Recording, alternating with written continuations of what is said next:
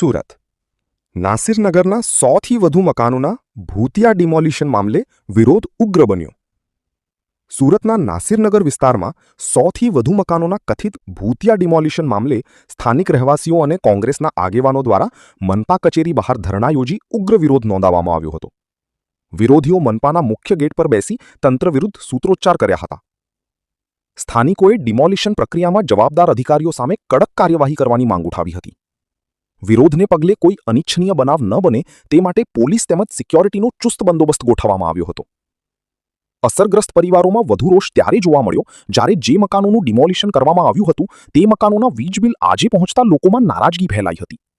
સ્થાનિકોએ આ સમગ્ર મામલે મનપા તંત્રની કામગીરી સામે સવાલો ઉઠાવી તાત્કાલિક ન્યાયની માંગ કરી હતી। મનપા તંત્ર સામે થયેલા આ વિરોધ પ્રદર્શનને કારણે સમગ્ર મામલો વધુ ચર્ચાનો વિષય બન્યો છે।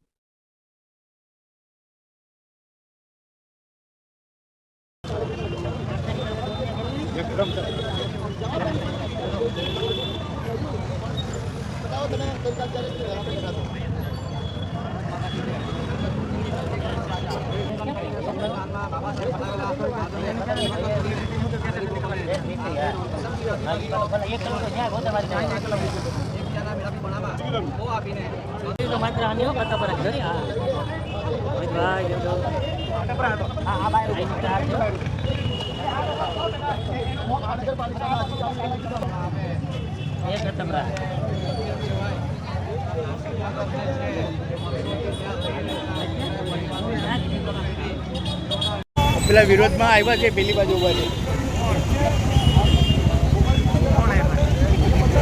અક્ષયને લાગે છે સમજ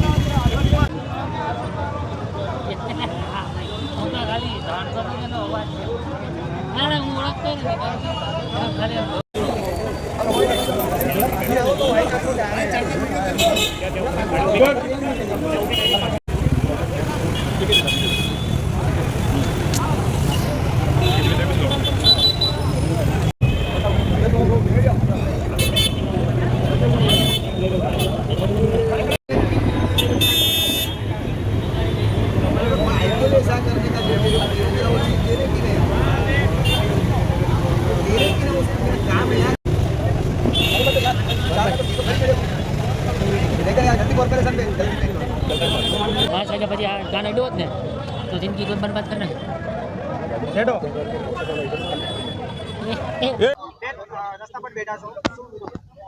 જે સુરતમાં આજે ભૂતિયા ડિમોલિશન થયું છે એ ડિમોલિશનમાં ભોગ બનનાર દરેક લોકોને વળતર યોગ્ય રીતે ન્યાય મળે અને ઘરના બદલામાં ઘર મળે એવી અમારી માંગ છે। જે લોકોને ભર ઉનાળે માથેથી છત છીનવાઈ ગઈ છે તો એ લોકોને ઘર મળે। હમણાં માથે ચોમાસું મંડરાઈ રહ્યું છે અને આ પડતા ઉપર પાટું થયું એવી પરિસ્થિતિ આજે સર્જાઈ છે। જેમણે ઘર ગુમાવ્યા એમને લાઇટ બિલ આપવામાં આવ્યા છે। શરમ આવી જાય અધિકારીઓને આવા તંત્રને કે તમે જેમને ઘર નથી રહ્યા એમને લાઇટ બિલ આપો છો।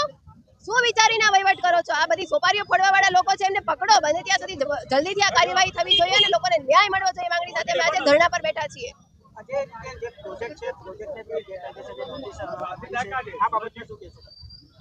જે પ્રોજેક્ટ બની રહ્યો છે ત્યાં જે બિલ્ડરની ત્યાં બિલ્ડિંગ બની રહી છે એ ટોટલ ગેરકાયદેસર છે। આ બિલ્ડિંગ ને યોગ્ય રીતે પેલું એ માર્ગ મળી રહે એ માટે આ કોર્પોરેશનના અધિકારીઓ બિલ્ડરો સાથે મળીને ગરીબોના ઘર તોડી પાડ્યા છે। તો એવા અધિકારીઓને એવા પોલીસ જે આમાં મળેલા છે દરેક પોલીસને અને જે વિડીયોમાં એસઓજી વાળા દેખાય છે સ્પેશિયલ ગ્રુપ વાળા સ્પેશિયલ પ્રોટેક્શન સાથે આ ડિમોલિશન કરવામાં આવ્યું છે જે વિડીયોમાં આપણે સૌને જોવા મળે તો એ દરેકને આમાંથી સસ્પેન્ડ કરવા જોઈએ અને ગરીબોને જે અન્યાય થયો છે એમને ન્યાય આપવો જોઈએ। જ્યાં સુધી ગરીબોને મધ્યમ વર્ગને ન્યાય નહીં મળે ત્યાં સુધી અમે ગાંધી ચિંતા માર્ગે અમારું આંદોલન ચાલુ રાખીશું।